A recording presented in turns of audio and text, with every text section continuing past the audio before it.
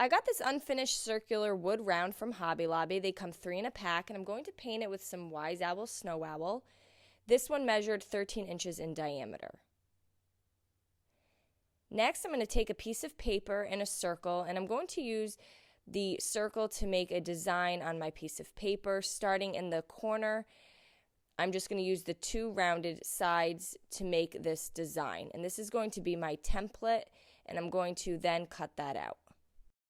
Now the inner part of my board is about 12 inches, so I'm just finding the center and I'm marking it very lightly with a pencil. I'm then going to lay my template down, and I'm going to focus on putting the point of my template in the center of the board. Once I had it to the size I needed, which is about 6 inches in length, I'm then going to trace that on some transfer paper. You could find this at the Dollar Tree or Michael's. And I traced 6 of them, and I cut all 6 of them out. Once my board is fully dry, I'm going to take the white backing off of the transfer tape, and I'm going to lay it down with the pointy end of my template on the center of the board. And I'm using the paper template as my spacer, and I'm just going to go around the circle until I cover the entire thing with this pattern. So I'm laying the transfer tape down, using the paper as my spacer, laying another piece of the transfer design down, and going completely around the circle until we have this swirly design.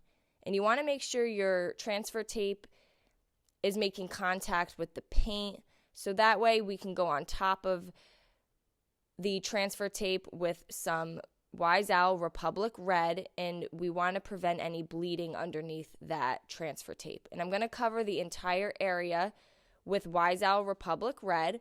Once I have good coverage, I'm then going to remove my transfer tape.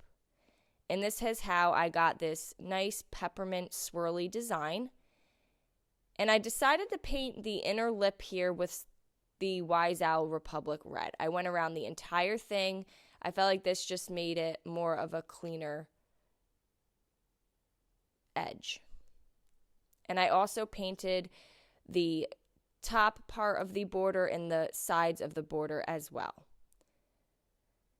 I'm going to allow everything to fully dry, and I'm going to drill 2 holes on both the left and the right side. I made them about 2 inches apart, maybe even 2.5.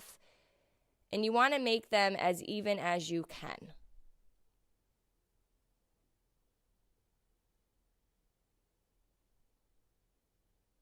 And then you're going to remove all of your drilling wood dust.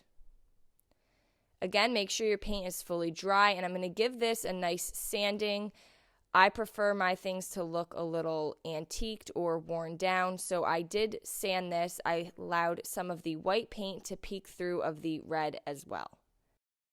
I have this wire that's like coated with a paper.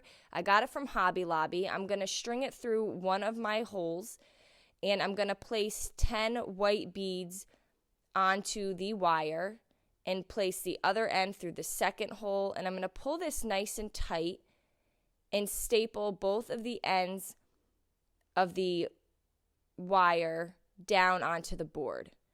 Again, I do want to make this nice and tight so that way when I stand my tray up, the handle is not flopping over. And then you can just cut your extra pieces of wire with your wire cutters. And I did the same exact thing on the other side.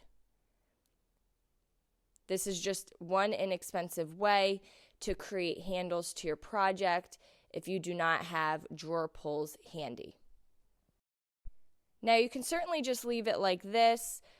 I really like how this turned out, but I'm just going to do this next step and pour some epoxy into my base here. So I'm using the amazing clear cast epoxy. I'm pouring 1 part into a cup and another part into the second cup. And the biggest thing with this is you want to make sure you're pouring equal parts, and then you're going to pour them together. You can use a measuring cup. You could really measure this however you want. But both parts basically filled almost to the top a red Solo cup.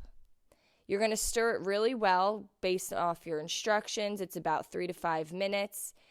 And then I'm just going to pour it down into my inlay.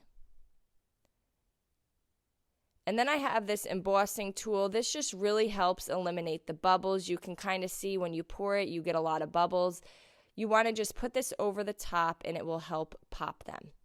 And then this is going to dry overnight. And here you go. Now you have this really cute Christmas tray. I hope you guys enjoyed this video. Paint products, tissue paper transfers, and mesh stencils can all be found on our webpage at chalkitupfancy.com. And don't forget, you can also check out other tutorials over on our webpage. Have a great day.